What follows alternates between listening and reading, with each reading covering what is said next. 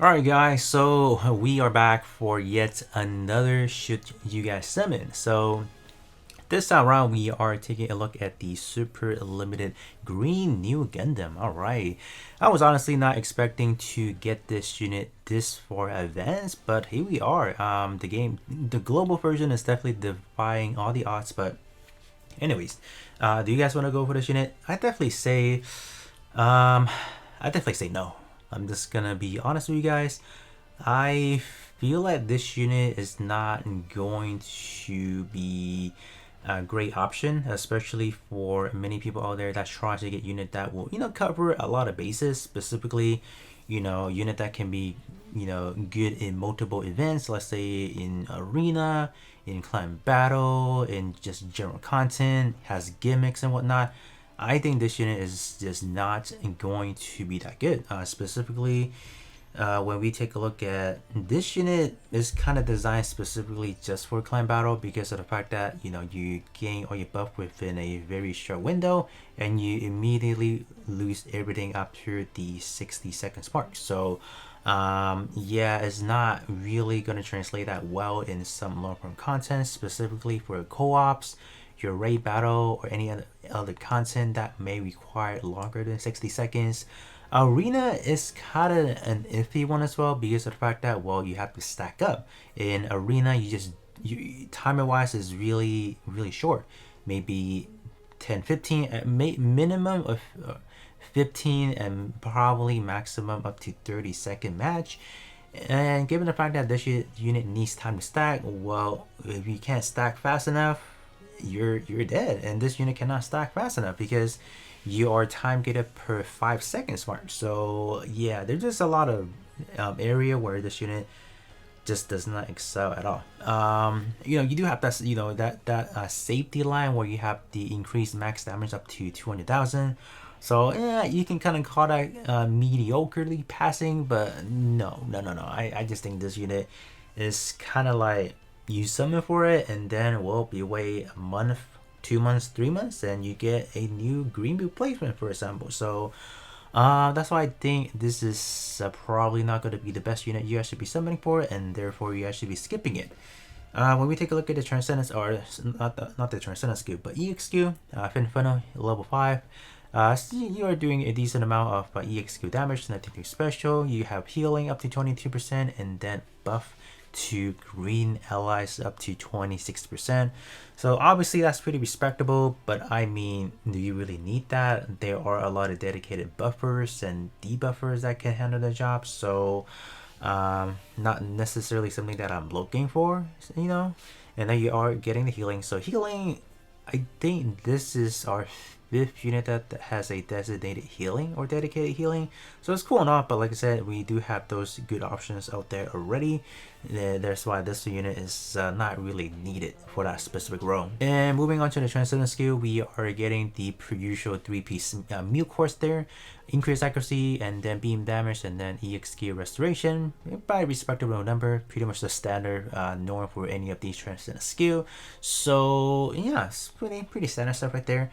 And just slightly going back to the skill 1 and skill 2, we have the max damage cap obviously, and then the beam damage increase per every 5 seconds up 22% every 5 seconds up to 110 for 60 seconds. So how bad is it after that? So I know obviously people want to know after the 1 minute mark, how is the damage after that? So throughout my testing, because obviously I am recording this after I have already recorded my initial showcase and my T5 showcase, and I would definitely say, you are losing on a good day, maybe like a good 15k per second damage, right? When we take a look at it in real time, you would, let's say you hit a maximum of 60k damage per second, right? And then after that 1 minute mark, you slowly start losing it. You don't immediately jump down from 60 to 45 or something like that. You gradually lose your power. So the minimum that I'm expecting, or from what I saw, was like down to like maybe like you get 43, 45 or somewhere around that nature. So you are expecting to lose a decent amount of damage.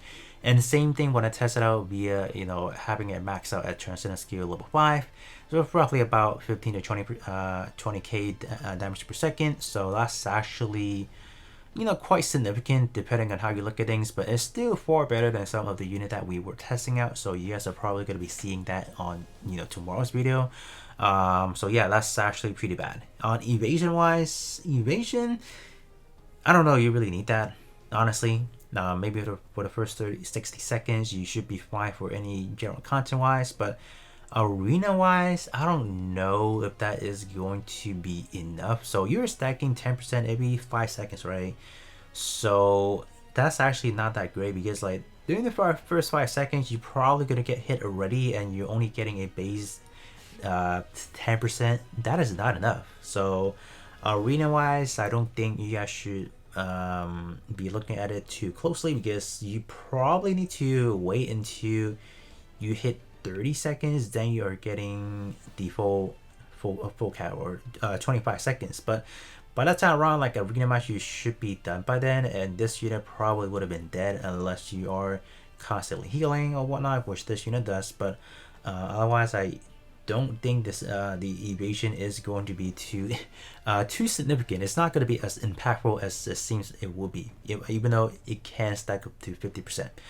On the other hand, we do have the EXQ gauge recovery, so that's cool. That's actually pretty helpful throughout, because you're just getting that on demand, so you are increasing that a little bit faster. So that's actually pretty nice. So I definitely appreciate that. But other than that, the other two effects, or the effects from skill 1 and skill 2, the one that the one that needs to elapse, they're pretty bad. Just not that great. All right, moving on to the weaponry, we have the beam rifle, and beam saber setup. So it's actually not that bad, I say. You are, pretty constantly getting on your hits in. So the main weapon is definitely going to be getting the majority of the damage coming from that, followed by the additional and third weapon. So when if you do want to invest into this unit, it's definitely go from main weapon, additional weapon, and then third weapon. Or if you have the necessary resources, just split them evenly, and you should be good to go. But as far as like, is it really smooth wise, like in combat, it's pretty smooth. You are going in succession 1 2 3 1 2 3 and 1 2 3. So it's just a matter of fact, are you able to connect them, meaning is your accuracy high enough to actually do the damage? That's the other thing you should worry about. But other than that, it is a smooth rotation throughout the weaponry, so there's not a whole lot of shenanigans, so that's pretty nice. But other than that, man, New Gundam is pretty disappointing in my opinion. So I guess you guys should be waiting for Sazabi, but I think Sazabi is probably suffering the same fate as well. I think I don't recall the full details of Sazabi, but I think Sazabi may be slightly better off. But I think Short Asinable, the pilot itself, is not great, if I recall. It's also time gate as well. So yeah. Right, Amuro. How is Amuro doing? Amuro. Yeah, same thing. We have time restriction. Skill 1, the first effects is time gated. So you are getting a lot of evasion, but then again, stacking wise, at the first 5 seconds, you are at 22%. Not good enough. You need somewhere, like, I think starting out, you need to be at least like get 50% or maybe higher than that to even have a chance to survive, because the enemy lineup does have increased accuracy as well. So they're not like starting out with nothing. So for arena, it's not going to be that great, but I guess for your general content, that's all right. Depending on the nature of things, sometimes having the evasion is obviously great. So sometimes that's why we are using the O to clear some types of event. But in those types of situation, even Sazabi, the blue Sazabi, with a lot of increased accuracy, or sorry, a lot of increased evasion, does not do good either. So I would doubt this unit is not going to perform as good either. So yeah, it's pretty unfortunate, I say. Pretty unfortunate. But on the other hand, you are getting a stackable range sense, so that's good up to 150, Moving on to skill 2, you are getting increased accuracy as well, so that's nice, but that is a time gated as well. And then on evasion, you are stacking melee sense. Do we really need that? It's cool to have that, so you could actually increase the third weapon by, you know, a good margin. But then again, in the general content wise, where you're only facing out one enemy, chances of actually doing a lot of evasion is actually pretty minuscule. So it's kind of good to have it, but at the same time, it's not like it's not gonna be too impactful. So. And again, on the last one, we do have another stackable range sense. So range sense wise, you are able to stack up through to 300%. So that's actually pretty good. So if you guys are thinking about, well, should I be skipping Amuro? And the answer is absolutely go ahead if you want to skip it. Because there are a lot of good replacement out there. We have the green Menager that goes along with the Unicorn Perfectibility. We also do have the pilot for Alex Gundam. I think it's Christina McKenzie. She also worked with this new Gundam as well. They, you know, pretty much sharing a lot of similarity effects, because all of them are actually green generic. So most of their abilities should be being able to mix and match. So if you are planning to skip out on Amuro, that's definitely fine, because there are a lot of good replacement out there already. So there you guys have it. Yeah, just very unfortunate that they are. It's good that they're releasing new Gundam this early, but at the same time, I'm kind of glad that they're doing that, because it's good to get another unit out of the way where it's not that decent, where, you know, I wouldn't recommend people to go for it because of some restriction in the way, right? So there you guys have it. Do definitely let me know if you guys still are going to be summoning, and if you guys do, I do hope that you guys have good luck to summoning on them.